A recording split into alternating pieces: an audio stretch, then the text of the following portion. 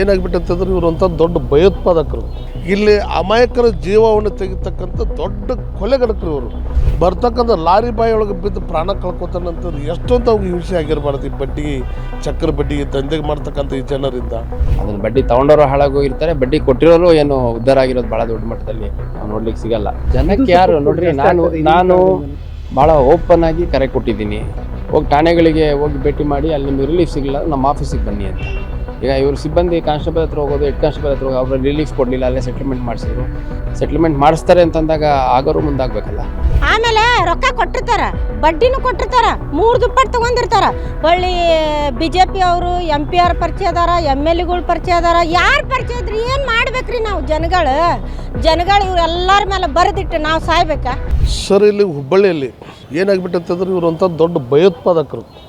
ಯಾವ ರೀತಿ ಭಯೋತ್ಪಾದಕರು ಅಂತಂದ್ರೆ, ಇಲ್ಲಿ ಬಡತನದಲ್ಲಿರ್ತಕ್ಕಂಥ ಜನರನ್ನು, ಅವರ ಸಮಸ್ಯೆಗಳನ್ನು, ಅವ್ರ ವಿಚಾರಗಳನ್ನು ತಿಳಿದುಕೊಂಡು ಅದನ್ನೇ ಎನ್ಕಾಸು ಮಾಡಿಕೊಂಡು ದಿನದ ಬಡ್ಡಿ, ತಾಸಿನ ಬಡ್ಡಿ, ವಾರದ ಬಡ್ಡಿ ಕೊಟ್ಟು ಒಂದು 10,000 ಕೊಟ್ರಪ್ಪ ಅಂತಂದ್ರೆ 2,000 ರೂಪಾಯಿ ಮುರ್ಕೊಂಡು 2,000 ರೂಪಾಯಿ ಕೊಡೋದು. 1 ಲಕ್ಷ ಕೊಟ್ರಪ್ಪ ಅಂತಂತಂದ್ರೆ 10,000 ಮುರ್ಕೊಂಡು 80,000 90,000 ಕೊಡುವಂಥ ಕೆಲಸವನ್ನು ಮಾಡಿ ಇಲ್ಲಿ ಅಮಾಯಕರ ಜೀವವನ್ನು ತೆಗಿತಕ್ಕಂಥ ದೊಡ್ಡ ಕೊಲೆಗಡಕರು ಇವರು. ಇಲ್ಲೇನು ಬಡ್ಡಿ ಏನೋ ವ್ಯಾಪಾರ ಏನೋ ದಂಧೆ ಮಾಡ್ತಕ್ಕಂಥ ಜನರು ಏನದಾರಲ್ಲ, ತಾಸಿನ ಬಡ್ಡಿ, ದಿನದ ಬಡ್ಡಿ, ಮೀಟ್ರ್ ಬಡ್ಡಿ ಜನ, ಅದಕ್ಕೆ ನಮ್ಮ ಪೊಲೀಸ್ ಕಮಿಷನರ್ ಅವರು ಒಳ್ಳೆಯವರು ಬಂದಾರ. ಅಂಥವ್ರ ಸಂಪೂರ್ಣ ಮಟ್ಟ ಹಾಕುವಂಥ ಕೆಲಸವನ್ನು ಹುಬ್ಬಳ್ಳಿಯಲ್ಲಿ ಮಾಡಬೇಕು. ಇದು ಎಲ್ಲರನ್ನು ನಿದ್ದಿಗೆಡಿಸೈತಿ. ಮೊನ್ನೆ ಪಾಪ ಒಬ್ಬ ಅಸಹಾಯಕ ಮನುಷ್ಯ ಡೆತ್ ನೋಟ್ ತನ್ನ ಮೊಬೈಲಲ್ಲಿ, ಲೈವ್ ಮೊಬೈಲ್ನಲ್ಲಿ ಡೆತ್ ನೋಟ್ ಬರೆದಿಟ್ಟು ಸತ್ತವ. 10 ಲಕ್ಷ ರೂಪಾಯಿಗೆ 65 ಲಕ್ಷ ಅಂದ್ರೆ ಯಾವ ನ್ಯಾಯ ಇರೋದು? ಇಂಥವು ಅನೇಕ ಪ್ರಕರಣಗಳು ಹುಬ್ಬಳ್ಳಿಯಲ್ಲಿ ನಡೀತಾ ಇದ್ದಾವೆ, ಭಾಳ ಕಂಡು ಬರ್ತಾ ಇಲ್ಲ. ಈಗ ಅದಕ್ಕೆ 10 ಲಕ್ಷ ರೂಪಾಯಿಗೆ 65 ಲಕ್ಷ ಬಡ್ಡಿ ಕೊಟ್ಟಿದ್ದ ನಾವು. ಇನ್ನೂ ನೀವು ಕೊಡಬೇಕು, ನನಗೆ MP MLA ಗೊತ್ತಾದ್ರೆ ಅಂತಂದು ಧಮಕಿ ಹಾಕೋದು, ಪೊಲೀಸರು ಕರೆಸಿದ್ದು ಮಾತಾಡ್ಸೋದು, ಒಳ್ಳೆ 8-10 ಮಂದಿ ಗುಂಡಗಳನ್ನ ಕರ್ಕೊಂಡೋಗಿ ಅವ್ರ ಮೇಲೆ ದೌರ್ಜನ್ಯ ಮಾಡುವಂಥ ಪರಿಸ್ಥಿತಿ ನೋಡಿ ಆ ಹುಡುಗೇನು ಮಾಡಿದಪ್ಪ ಅಂತಂದ್ರೆ ಆತ್ಮಹತ್ಯೆ ಮಾಡ್ಕೊಂಡವು. ಎಂಥ ಆತ್ಮಹತ್ಯೆ, ಅದನ್ನ ನೆನೆಸ್ಕೊಂಡ್ರೆ ಮೈ ಜುಮ್ ಅಂತೈತಿ. ಅದು ಬರ್ತಕ್ಕಂಥ ಲಾರಿ ಗಾಲಿ ಒಳಗೆ ಅಪಘಾತ ಅಂದ್ರೆ ಅದು ಬೇರೆ ರೀ. ಬರ್ತಕ್ಕಂಥ ಲಾರಿ ಬಾಯಿ ಒಳಗೆ ಬಿದ್ದು ಪ್ರಾಣ ಕಳ್ಕೊತಾನಂತಂದ್ರೆ ಎಷ್ಟೊಂದು ಅವ್ರಿಗೆ ಹಿಂಸೆ ಆಗಿರಬಾರ್ದು. ಈ ಬಡ್ಡಿ ಚಕ್ರ ಬಡ್ಡಿ ದಂಧೆಗೆ ಮಾಡ್ತಕ್ಕಂಥ ಈ ಜನರಿಂದ. ಅದಕ್ಕೆ ಇಂಥದನ್ನು ಸಂಪೂರ್ಣವಾಗಿ ನಮ್ಮ ಪೊಲೀಸ್ ಇಲಾಖೆ ಮೊದಲು ಮಟ್ಟ ಹಾಕ್ಬೇಕು, ಬಿಡಬಾರ್ದು. ಯಾವ ರೀತಿ ಮಟ್ಟ ಹಾಕ್ಬೇಕಂದ್ರೆ ಏನಾಗ್ಬಿಟ್ಟೈತ್ರಿ ನೋಡ್ರಿ, ಪಾಪ ಬಡವರು ದುಡ್ಡು ಇಸ್ಕೊಂಡಿರ್ತಾರಲ್ಲ, ಇವ್ರು ಕೊಡ್ತಾ ಇರ್ತಾರ, ಒಂದೊಂದು ಸರಿ ಆಗ್ತಿರೋದಲ್ಲ, ಸಮಾಧಾನದಿಂದ ದುಡ್ಡನ್ನು ಇಸ್ಕೋಬೇಕು ಅವರು. ಇವ್ರೇನಾದರೂ ಕಂಪ್ಲೇಂಟ್ ಮಾಡ್ಯಾರ ಅಂದ ತಕ್ಷಣ 8-10 ಮಂದಿ ಕರ್ಕೊಂಡೋಗಿ ನೀವು ಕಂಪ್ಲೇಂಟ್ ಮಾಡಿದೆ ಅಂತಂದು ಅವ್ನ ಮನೆ ಮಟ್ಟೋಗಿ ಅವ್ನ ಮೇಲೆ ಹಲ್ಲೆ ಮಾಡೋದು ಅಂತ ಕೆಲಸವನ್ನು ಇವ್ರು ಮಾಡ್ತಾಯಿದ್ದಾರೆ.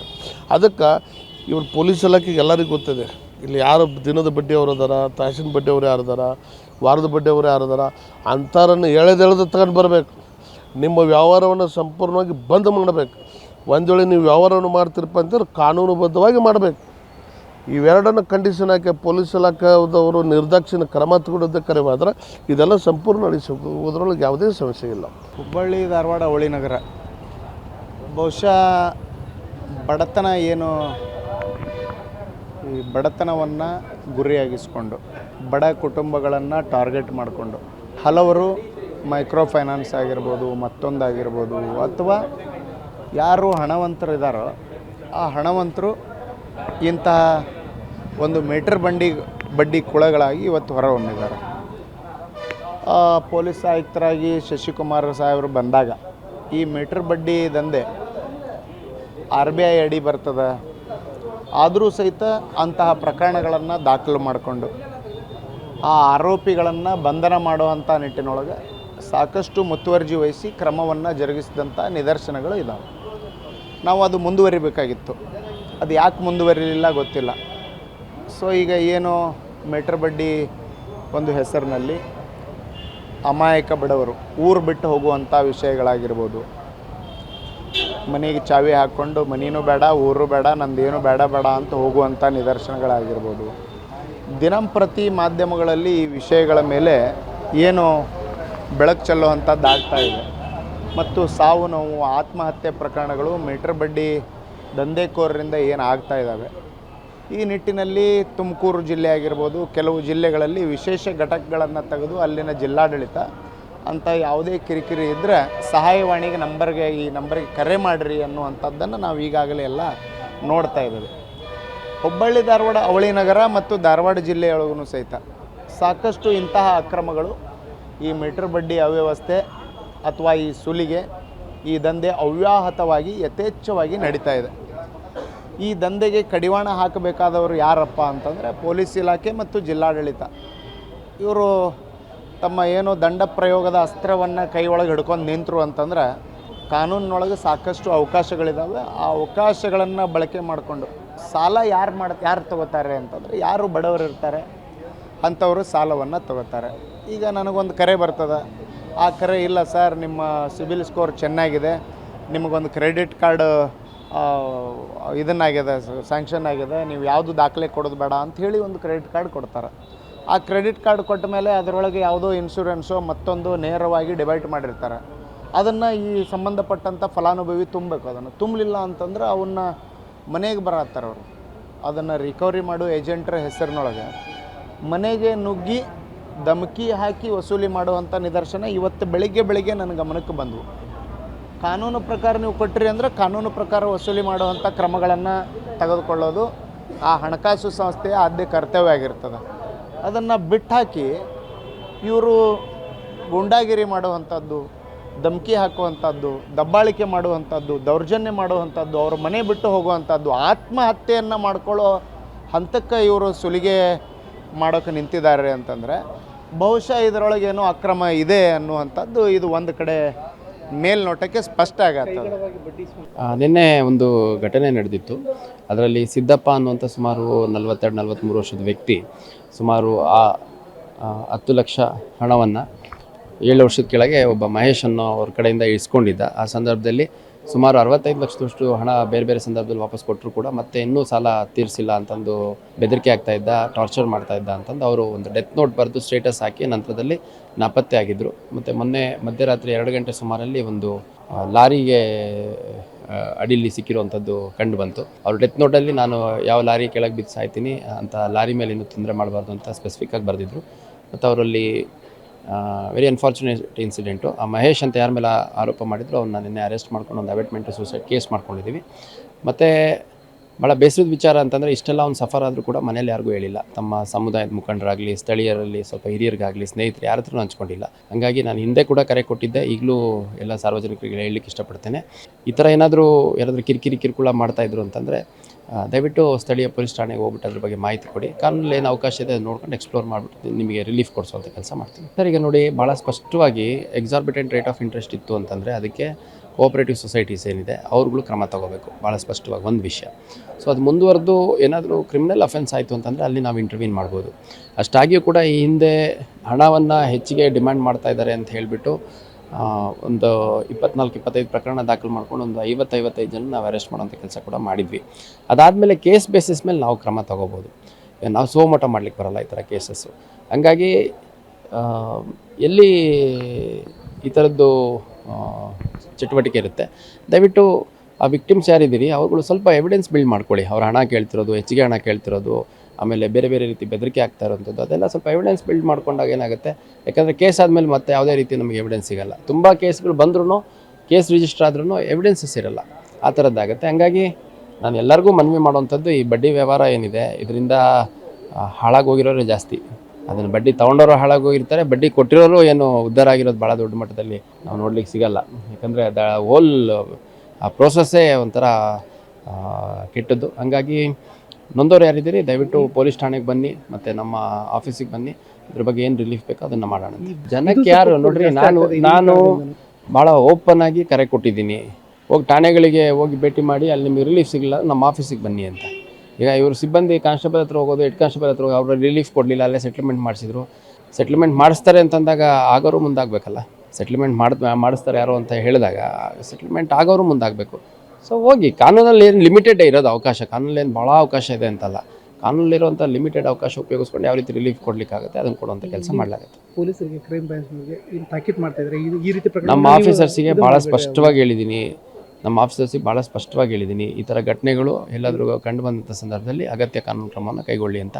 ಆ ಪ್ರಕಾರ ತಗೋತಾ ಇದ್ದಾರೆ ಕೂಡ. ಇನ್ನೊಂದು ಮುಂದುವರೆದ ಎಲ್ಲ ಸಭೆಗಳನ್ನು ಇದ್ರ ಬಗ್ಗೆ ಇನ್ಸಿಸ್ಟ್ ಮಾಡೋಂಥ ಕೆಲಸ ಮಾಡ್ತೀವಿ ಸರ್. ಈಗ ನೋಡಿ, ಅಧಿಕಾರಿಗಳು ಗಮನಕ್ಕೆ ತರ್ತಾ ಇಲ್ಲ ಸರ್, ಹೇಳ್ತೀನಿ ಇಲ್ಲಿ ಹೇಳ್ತೀನಿ ಕೇಳಿ. ಈಗ ದುಡ್ಡು ತೊಗೋಬೇಕಾದ್ರೆ ಯಾರು ಪೊಲೀಸರನ್ನೇನು ಮಧ್ಯೆ ಇಟ್ಕೊಂಡು ತೊಗೊಂಡಿರಲ್ಲ. ಇವಾಗ ಮಾಧ್ಯಮದಲ್ಲಿ ಯಾವ್ದಾದ್ರು ಘಟನೆ ಆದಂಥ ಸಂದರ್ಭದಲ್ಲಿ ಸುದ್ದಿ ಆಗುತ್ತೆ, ಹೌದು.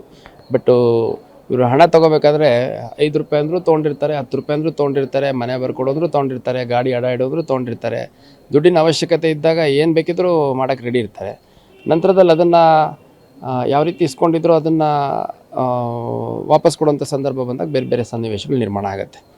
ಸೊ ಈ ಥರ ನಾವು ಯಾರ್ಯಾರು ದುಡ್ಡು ಇಸ್ಕೊಂಡು ತೊಂದರೆ ಅನುಭವಿಸ್ತಿದ್ರು ಅವ್ರು ಬನ್ನಿ ಅಂತಂದಾಗ ಭಾಳಷ್ಟು ಜನ ಯಾರು ಒಂದು ಫ್ರೆಂಡ್ಲಿ ಗೆಸ್ಚರಲ್ಲಿ ನಮ್ಮ ರಿಲೇಷನ್ನು, ಅಕ್ಕನ ಮಗ, ಅಕ್ಕ, ಭಾವ, ತಮ್ಮ, ತಂಗಿ, ಸಂಬಂಧಿಕರು, ಸ್ನೇಹಿತರು, ಕುಲಸ್ಥರು ಅಂತೆಲ್ಲ ಕೊಟ್ಟಿದ್ವಿ. ಇವಾಗ ಇಸ್ಕೋಬೇಕಾದ್ರೆ ಚೆನ್ನಾಗಿತ್ತು ಸರ್, ಮೆಡಿಕಲ್ ಎಮರ್ಜೆನ್ಸಿ ಅಂದರು, ಮದುವೆಗೆ ಇಸ್ಕೊಂಡ್ರು, ಮನೆ ಕಟ್ಟಕ್ಕೆ ಇಸ್ಕೊಂಡ್ರು, ಇವಾಗ ಕೊಡೋ ದುಡ್ಡು ವಾಪಸ್ ಕೊಡಿ ಅಂತಂದರೆ ಕೇಸ್ ಹಾಕ್ತೀನಿ ಅಂತ ಬೆದರಿಸ್ತಾರೆ ಅನ್ನೋವಂಥ ಕೌಂಟರ್ ವಿಕ್ಟಿಮೈಸೇಷನ್ ಆಗಿರೋದು ಇದೆ ಇದರಲ್ಲಿ. ಬಡ್ಡಿ ವ್ಯವಹಾರಕ್ಕೆ ಅಂತಲ್ಲ, ಕಷ್ಟ ಅಂತ 50,000 ಕೊಟ್ಟಾಗ ವಾಪಸ್ ಕೇಳಿದ್ರೆ ನಿನ್ನ ಮೇಲೆ ಕೇಸ್ ಹಾಕ್ತೀನಿ, ಕಮಿಷನರ್ ಹತ್ರ ಹೋಗ್ತೀನಿ ಅಂತಾರಂತೆ. ಸೊ ಇದು ಕೂಡ ಆಗಬಾರ್ದು. ಹಂಗಾಗಿ each case is different. But ಅಲ್ಲಿ ಯಾವುದೇ ಒಂದು ಕಾನೂನು ವ್ಯಾಪ್ತಿ ಮೀರಿ ನಡೆದಿರುವಂಥದ್ದಿದ್ರೆ ಅದಕ್ಕೆ ಅಗತ್ಯ ಕ್ರಮವನ್ನು ಕೈಗೊಳ್ಳಲಾಗುತ್ತೆ. ಒಂದು ಹೆಣ್ಮಕ್ಳಿಗೆ ಆಗಲಿ ಗಂಡು ಮಕ್ಳಿಗೆ ಆಗಲಿ ಕೊಟ್ಟು ಭಾಳ ಟಾರ್ಚರ್ ಮಾಡಾಕತ್ತಾರ. ಅವರು ಬಾಕಲಾಗ ಬಂದು ನಿಂತಾಗ ನಿನ್ನ ಮನ್ಯಾನ ಸಾಮಾನು ಒಯ್ತೀವಿ, ನಿಮ್ಮ ಕೊಳ್ಳಾಗ ಬಂಗಾರ ಇದ್ರೆ ಕೊಡ್ರಿ ಅದು ಅಂತ ಹೇಳ್ತಾರೆ. ಅವ್ರು ಏನು ಮಾಡ್ತಾರೆ, ನೇಣು ಹಾಕ್ಕೊಂತಾರ, ಇಲ್ಲಾಂದ್ರೆ ಗಾಡಿ ಬಾಯಾಗ ಬೀಳ್ತಾರೆ, ರೈಲ್ವೆ ಹಳ್ಯಾಗ ಬೀಳ್ತಾರೆ. ಇವ್ರು ಬದ್ಮಾಸ್ಗಳು ಕೊಡ್ಬೇಕು ಯಾಕೆ, ಆಮೇಲೆ ಮನೆಗೆ ಹೋಗಿ ನಿಂತು ವಸೂಲಿ ಮಾಡ್ಬೇಕು ಯಾಕೆ? ಬಡ್ಡಿ ಆಸೆ ಕೊಡ್ತಾರವ್ರು, ಅದಕ್ಕೆ 3 ದುಪ್ಪಟ್ಟು ಬಡ್ಡಿಗಳನ್ನು ತೊಗೊಂಡ್ರು ಅವ್ರನ್ನ ಬಿಡಂಗಿಲ್ಲ. ಆಮೇಲೆ ಎಷ್ಟೋ ಮಂದಿ ಊರಿಗೂರ ಬಿಟ್ಟು ಹೋಗ್ಯಾರ. ಅದು ಯಾವುದೇ ಗ್ರಾಮದ ಇದ್ರೊಳಗೆ ಈ ಬಡ್ಡಿಗೋಸ್ಕರ ಈ ಬಡ್ಡಿ ಮೀಟ್ರ್ ಬಡ್ಡಿ ಅನ್ನೋದು ಏನೈತಿ ಅದನ್ನು ಬಂದ್ ಮಾಡ್ಬೇಕು, ಅದನ್ನು ಕಟ್ ಹಾಕ್ಬೇಕು, ಅವ್ರಿಗೆ ಶಿಕ್ಷೆ ಆಗಲೇಬೇಕು. 5 ವರ್ಷಗಟ್ಲೆ ಅವ್ರಿಗೆ ಶಿಕ್ಷೆ ಆಗ್ಬೇಕು ಬಡ್ಡಿ ದಂಧೆ ಮಾಡೋರಿಗೆ.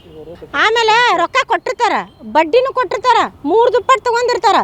ಒಳ್ಳೆ BJP ಅವರು MP ಪರಿಚಯ ಅದಾರ, MLAಗಳು ಪರಿಚಯ ಅದಾರ. ಯಾರು ಪರಿಚಯ ಇದ್ರಿ ಏನು ಮಾಡ್ಬೇಕ್ರಿ ನಾವು ಜನಗಳು ಇವರೆಲ್ಲರ ಮೇಲೆ ಬರೆದಿಟ್ಟು ನಾವು ಸಾಯ್ಬೇಕಾ?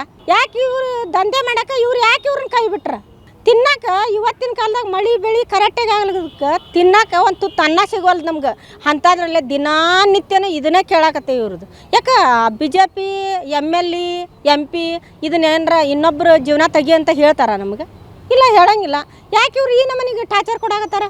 ಮನೆ ಬಾಕಲಕ್ಕೆ ಬಂದ್ರೆ ಮುಂಜಾನೆದ್ದು ಅವರ ಬಂದಾಗ ಕದ ಬಡಿತಾರೆ. ನಾವು ಕಷ್ಟ ಅಂತ ಇಸ್ಕೊಂಡಿರ್ತೇವೆ, ಆದರೆ ಕೊಡುತನ ತಾಳ್ಮೇಲಿಂತ್ರ ತಡ್ಕೋಬೇಕು.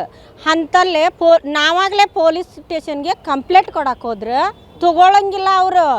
ಈಗ ಅವರು ಇವರು ಅಂತ ಹೇಳಿ ಹೊಡಿತೇವಿ ಹಂಗೆ ಹಿಂಗೆ ಅಂತ ಹೇಳಿ ಹೆದರ್ಸಿ ಕಳಿಸ್ತಾರೆ. ಆದರೆ ಅವರು ಯಾಕೆ ಅವ್ರು ಕೊಟ್ಟು ಮಿಲಾಪಾಗಿ ಇದು ಮಾಡ್ತಿರ್ತಾರೆ? ಎಲ್ಲರಿಗೂ ಒಂದೇ ಥರ ಇರ್ಬೇಕಲ್ಲ ಪೊಲೀಸ್ರು?